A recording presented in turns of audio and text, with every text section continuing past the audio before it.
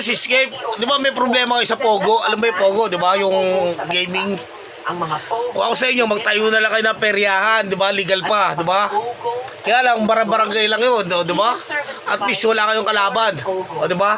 Tsaka may amusement, parang amusement na kayo, mga rides, o di ba? Ito ang kanilang gagamitin.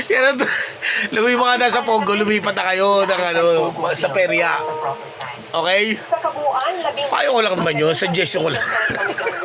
tungkol sa mga pogo mula 2022. O diba? Ang hintayin ngayon, ang committee report nito na maglalatag ng mga rekomendasyon. O nga pala si Escape, YouTube.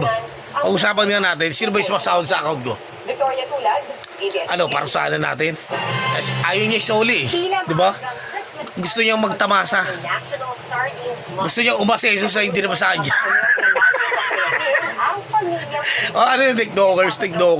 Hindi siya nahiya eh. Di ba?